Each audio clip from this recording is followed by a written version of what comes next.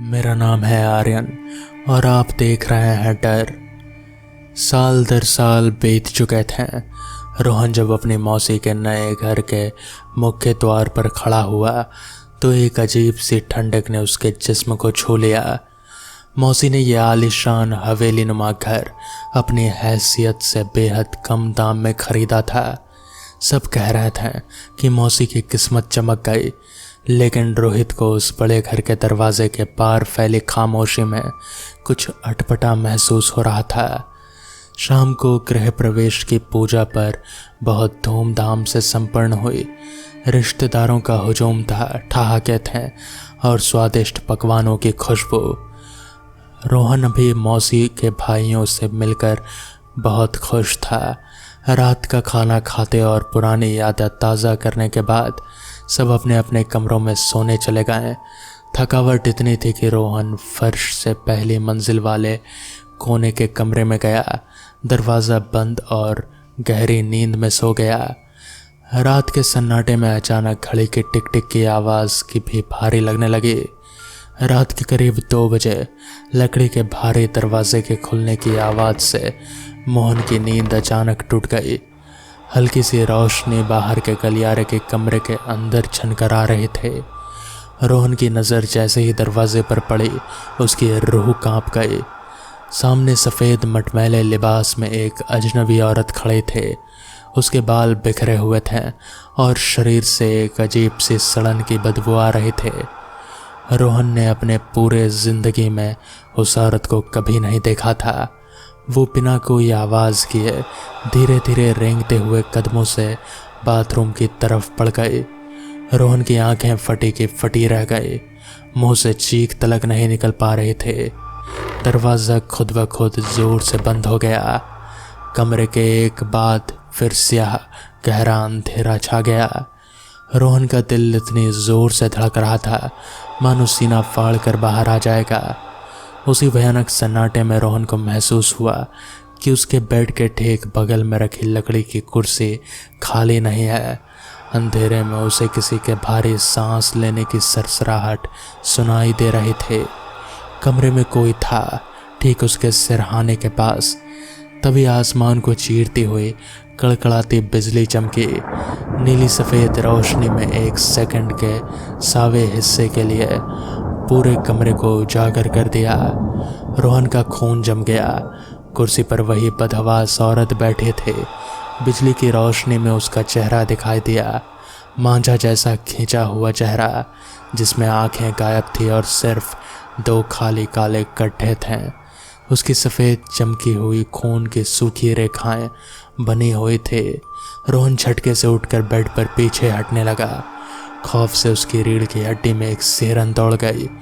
तभी कमरे का दरवाज़ा फिर से अचानक करके पूरा खुल गया। बाहर गलियारे की रोशनी कम आई, लेकिन जो नज़ारा था उसने रोहन को सोचने की शक्ति छीन ली। दरवाज़ा खुला था मगर कुर्सी पर बैठी वो डरावनी औरत गायब नहीं हुई थे।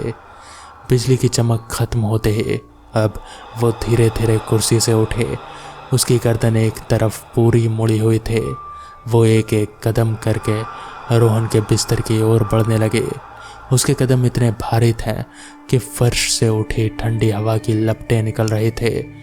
औरत के भारी कदम जैसे बिस्तर पर आ करीब रहे थे। कमरे का तापमान किसी बर्फीली गुफा जैसा ठंडा होता जा रहा था। रोहन अपनी जगह पर पूरी तरह सुन्न पड़ चुका था। वो चीखना चाहता था, पूरे ज़ोर से अपनी मौसी और भाइयों को आवाज़ लगाना चाहता था, लेकिन खौफ ने उसकी वोकल कॉर्ड्स को जैसे जकड़ लिया था। गले से सिर्फ एक असहाय बेबस सुस्की निकल कर रह जाती। मौत एकदम सामने खड़े थे और रोहन अपनी आंखों के सामने अपनी ज़िंदगी का अंत देख रहा था।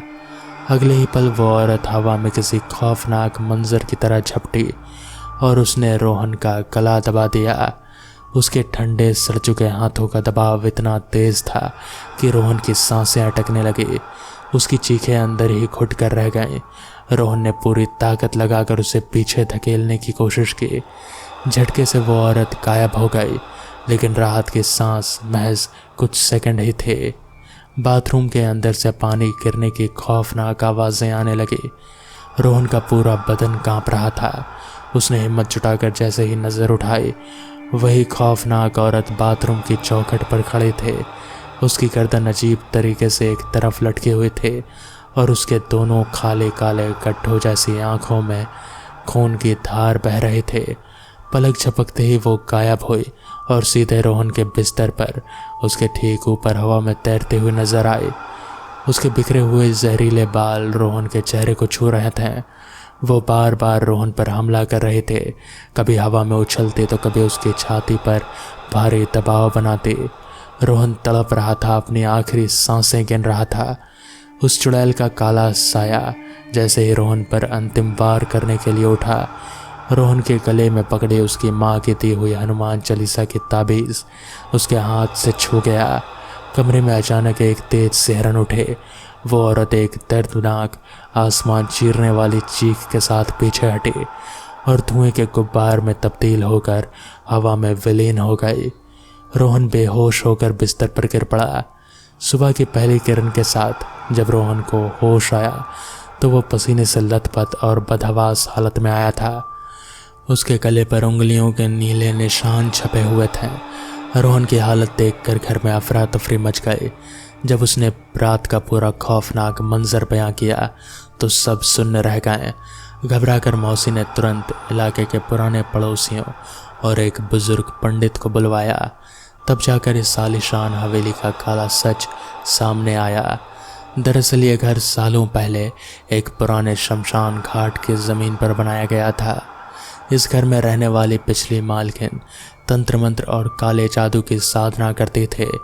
शमशान की नकारात्मक ऊर्जा और काले जादू के इस खतरनाक मेल ने उसे पूरी तरह पागल कर दिया था और अंत में उसने इसी कमरे में फंदा लगाकर आत्महत्या कर ली।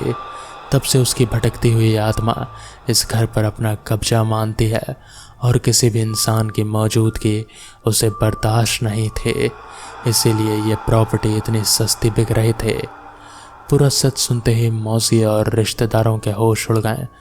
उन्होंने अपनी उस गलती का भारी अफसोस हो रहा था कि चंद पैसों के लालच में उन्होंने अपने पूरे परिवार की जान जोखिम में डाल दी। उसी दोपहर सबने उस मनहूस घर को हमेशा हमेशा के लिए अलविदा कह दिया। तो दोस्तों, ये थी आज की कहानी।